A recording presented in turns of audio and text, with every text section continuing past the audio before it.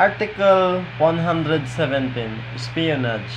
The penalty of prison correctional shall be inflicted upon any person who, number 1, without authority therefore, enters a warship, fort, or naval or military establishment or reservation to obtain any information, plans, photograph, or other data of confidential nature relative to the defense of the Philippine archipelago. Number 2, being in possession by reason of the public office he holds of the articles, data, or information referred to in the preceding paragraph, discloses their contents to a representative of a foreign nation. Number 1. What is espionage? Espionage is the offense of gathering, transmitting, or losing information respecting the national defense with intent or reason to believe that the information is to be used to the injury of the Republic of the Philippines or to the advantage of any foreign nation. Ito pala ay ang pagbigay o pagwala ng impormasyon patungkol sa depensa ng isang bansa. Ito ay may intensyon na sirain ang Pilipinas o gamitin ng ibang bansa. Number 2, what are the ways of committing espionage under Article 117? There are 2 ways of committing espionage under Article 117. Number 1, by entering without authority, therefore, a warship, fort, naval, or military establishment or reservation to obtain any information, plans, photographs, or other data of confidential nature relative to the defense of the Philippines.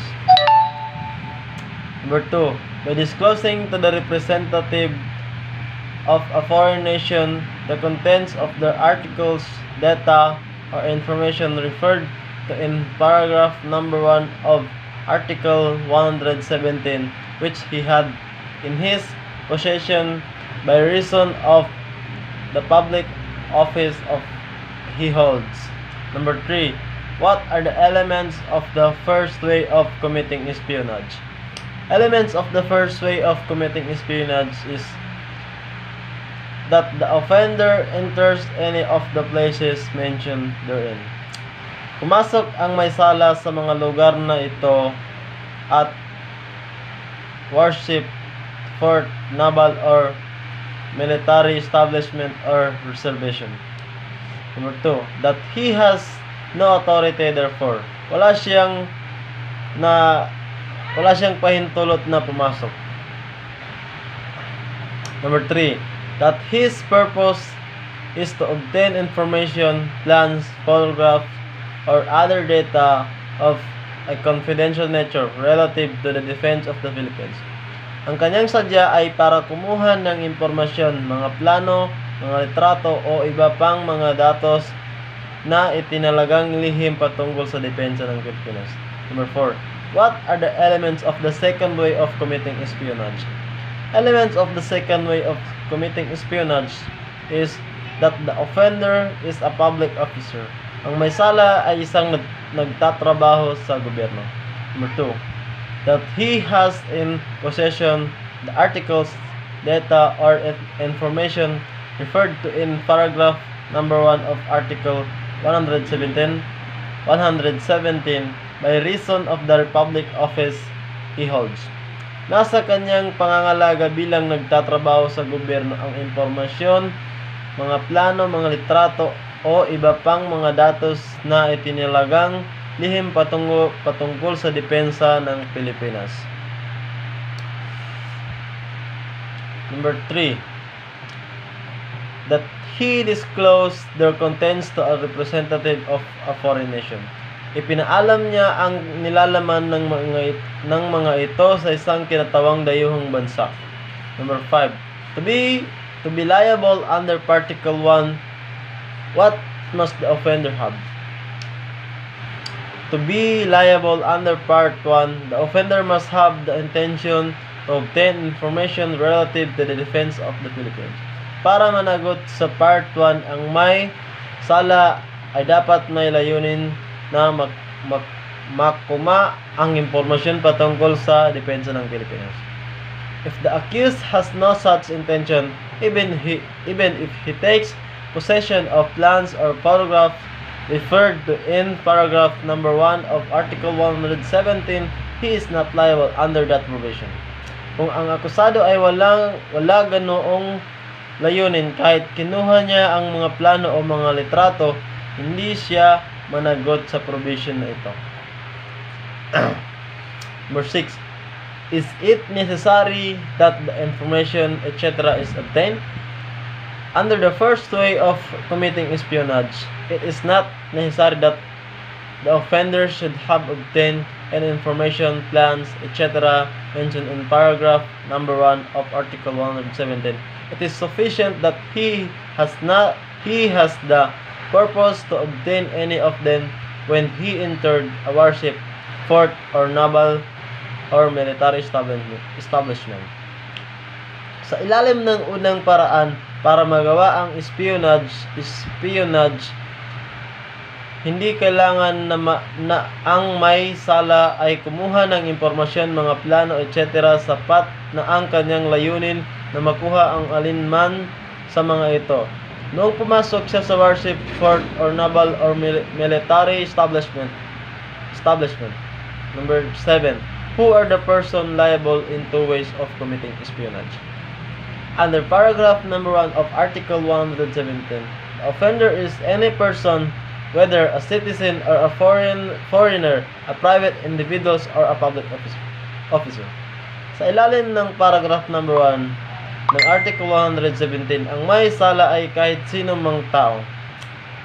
Mas mataas ang kaparusahan kung ang may sala ay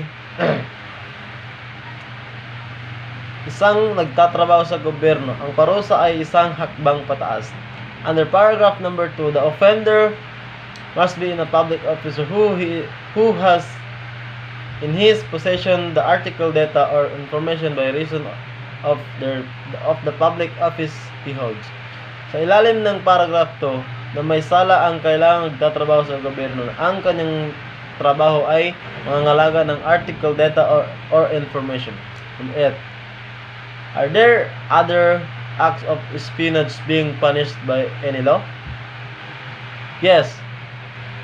Other acts of espionage are punished by Commonwealth Act number 616. Article 118. Inciting to war, giving motives for reprisal, the penalty of reclusion temporal shall be imposed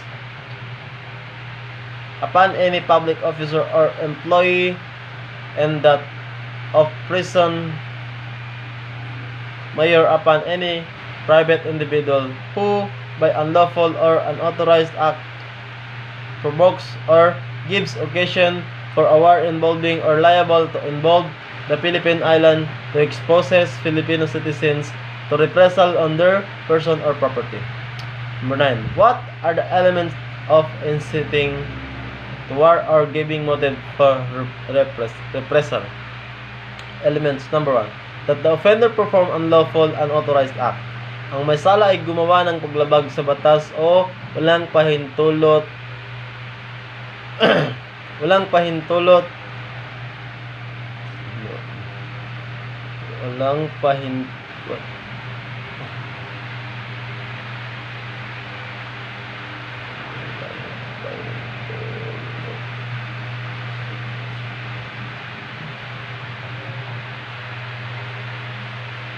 na mga gawa. Number 2. That such acts provoke or give occasion for a war involving or liable involve the Philippines or expose Filipino citizen to reprisal on their persons or property. Ang mga ginawa ay manggalit o magbigay okasyon para magkaroon ng giyera ang ibang bansa at ang Pilipinas, o maglagay sa kapahamakan ng mga Pinoy sa paghihiganti laban sa kanilang pagkatao o pag-aari. Number 10. What are example of inciting to war or giving motives for repression? The raising without sufficient authorization of troops within the Philippines for the service of a foreign nation against another nation. Ang pagtatalaga na walang sapat na pahintulot ng mga tropa sa loob ng Pilipinas para gamitin ng dayuhang bansa laban sa isa pang bansa. The public destruction of the flag or seal of a foreign state or the public manifestation of hostility to the head or ambassador of another state. Ang pampublikong pagpapakita ng pagsira ng watawat o selyo ng isang dayuhang bansa o ang pampublikong pagpapahiwatig ng paghahamon sa ulo o ambasador ng ibang bansa.